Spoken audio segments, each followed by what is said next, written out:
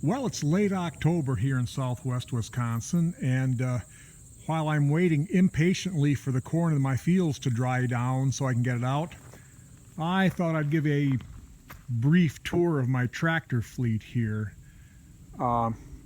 Starting out, I've got the International 1086 here and the International 1486. The 1086 here is actually for sale right now.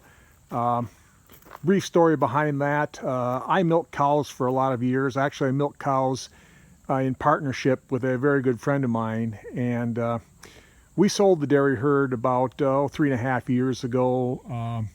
Unfortunately, my partner's health declined to the point to where he couldn't be in the barn anymore, and I have arthritis in my knees, hips, and back, so that made it hard for me too. So we sold the cows, and a lot of the machinery here that we owned jointly. I've been buying out some of his machinery because he's really not able to farm much anymore. I bought out the 1486, and we're selling the 1086 because for what I do right now, growing my organic corn and a few beef cows, I don't really need two big tractors. So really, they're both about in very similar shape. I really can't tell much difference in power between the two of them. To be honest, I decided to buy out the 1486 mainly because we put new radial tires on it a couple of years ago, and it's got a little nicer steps up into the cab, which make it a little easier for a guy with arthritis to get in and out of. So I tell people this is the tractor that I actually do most of my farming with. And it's a pretty good old tractor. Here is a 450 Farmall that I picked up earlier this summer. I kind of like this series of tractors. I like the rounded lines on the hood. I think it's really an attractive tractor. You know, I like the sound the big torquey old 4-cylinder engines make too. That kind of appeals to me. So I picked this up. It works pretty good. It runs really well. I put a wide front under it a few weeks ago.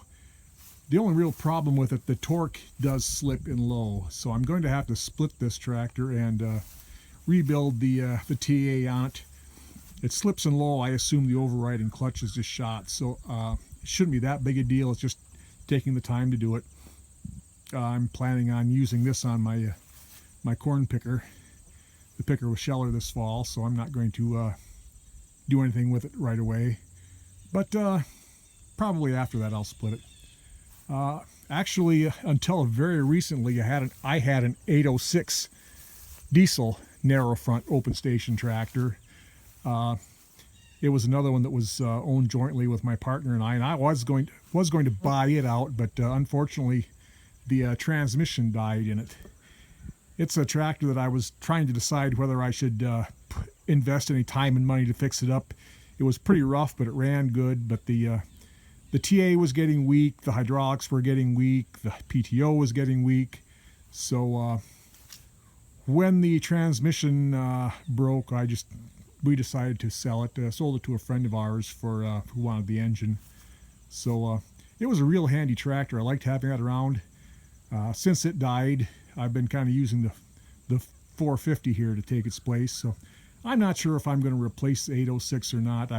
I would kind of like to have a 70 horse open station tractor around as a kind of a complement to the 1486, but well, I'll try just using the 450 here in its place, and maybe I'll decide I won't have to replace it.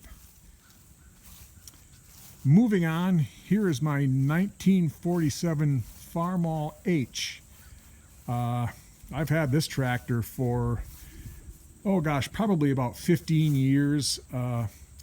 Actually, a friend of mine bought it at an auction. It had a big loader on it, manure loader, and he wanted the loader, so he bought the tractor and took the loader off it and sold me the tractor. It's got live hydraulics on it. Someone's put the live hydraulic kit on it, which is pretty handy. It's been a really reliable tractor. It always starts. I've hardly done a thing to it in the last 15 years. But I am going to have to to do something with it now. Mainly I use this to cultivate my organic corn when it gets small. I've got cultivators for it, and the last couple of years the transmission is getting really noisy. I think I've got some bearings going out of it. So the H here, this will be this is going to be winter shop project number 1 this year. So just a little preview of the winter shop projects. One nice thing with the H, you can take the transmission apart without splitting the tractor. So I'm going to do some work on this over the winter.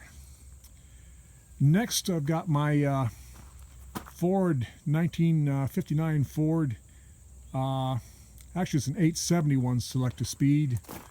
It says 801 there, but that's just the decal kit I got for it. This tractor I've had, I think about 3 years. I actually bought this in pieces. It was a project that someone else had given up on, so I kind of wanted a smaller tractor like this, so it kind of intrigued me. So I bought it really cheap because it was in pieces. I put it back together. The main thing I was worried about was, of course, the selective speed transmission, the 10-speed semi-automatic transmission. This was actually the first year for them. This one does work. It works in all 10 forward and 2 reverse gears. It gets a little cranky when it gets warm, though.